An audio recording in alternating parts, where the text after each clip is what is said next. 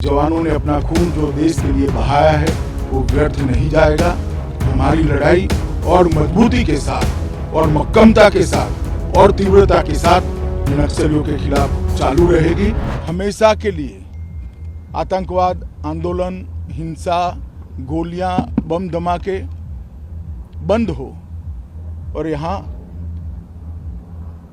श्रीमंत शंकरदेव, श्रीमंत माधवदेव और भूपेन हजारिका लोकप्रिय गोपीनाथ जी की कल्पना का आसाम बने, इसके लिए भारतीय जनता पार्टी संकल्पबद्ध है।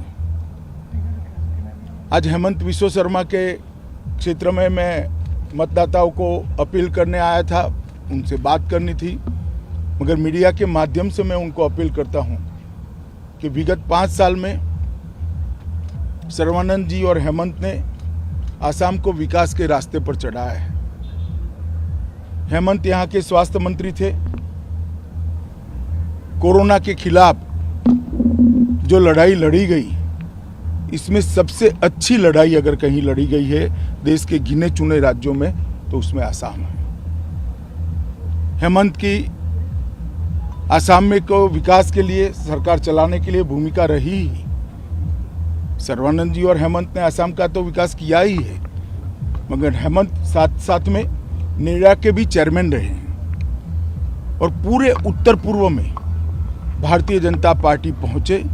इसलिए 5 साल मोदी जी के नेतृत्व में हेमंत जी ने बहुत लगन से काम किया है और न केवल आसाम, पूरे उत्तर पूर्व के, पूरे नॉर्थ ईस्ट के विकास के लिए ढेर सारी योजनाओं को जमीन पर उतारने में उनकी बहुत बड़ी भूमिका रही है। मैं उनके विधानसभा क्षेत्र के सभी मतदाताओं को अपील करता हूं कि आसाम और उत्तर पूर्व के विकास के लिए हेमंत विश्व शर्मा की जरूरत है।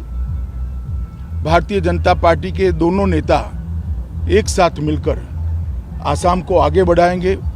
आसाम आगे बढ़ता है, इसके साथ उत्तर पूर्व भी आगे बढ़ता है। तो मेरी आप सबसे विनम्र अपील है कि हेमंत जी को प्रचंड बहुमत के साथ आप जिताइए, मोदी जी के हाथ मजबूत करिए, भारतीय जनता पार्टी को मजबूत करिए और फिर से एक बार आसाम में भारतीय जनता पार्टी की सरकार बनाइए। भारतीय जनता पार्टी ही आसाम और नॉर्थ ईस्ट को 10 पुराने हिंसा के दलदल से बाहर निकालकर विकास के रास्ते पे ले जा सकती है। और मोदी जी ने जिस प्रकार की प्रायोरिटी नॉर्थ ईस्ट और आसाम को दी है, मुझे लगता है ये बहुत सुवर्णमयी मौका है आसाम की जनता के लिए कि मोदी जी के हाथ मजबूत कर फिर एक 5 साल विकास के रास्ते पर हम आगे बढ़ जाए और जो विगत 3 दशकों के अंदर हमने गंवाया है उसको प्राप्त करें। कांग्रेस पार्टी यहाँ पर आसाम की अस्मिता के नाम पर चुनाव लड़ना शुरू की थी और उसका अंत बदरुद्दीन अजमल, असम की पहचान है, वहां लाकर हुआ है।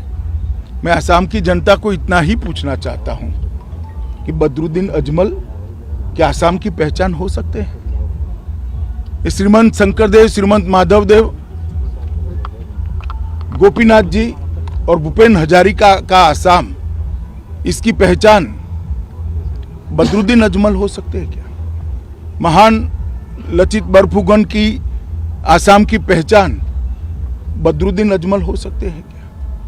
कांग्रेस पार्टी रास्ता भटक गई है, वो आसाम को सही रास्ते पे ले नहीं जा सकती।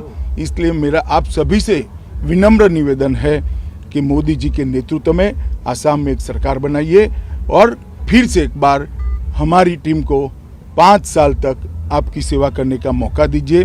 मोदी जी के नेतृत्व में हम बाढ़ मुक्त और विकसित आसाम बनाएंगे।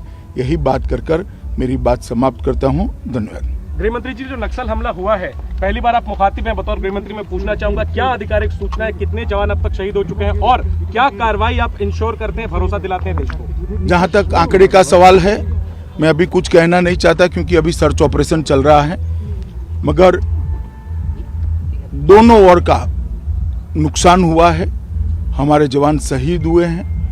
मैं उन सभी जवानों को श्रद्धांजलि भी देता हूं और उनके परिवारजनों को और देश को इतना विश्वास दिलाना चाहता हूं कि जवानों ने अपना खून जो देश के लिए बहाया है वो व्यर्थ नहीं जाएगा।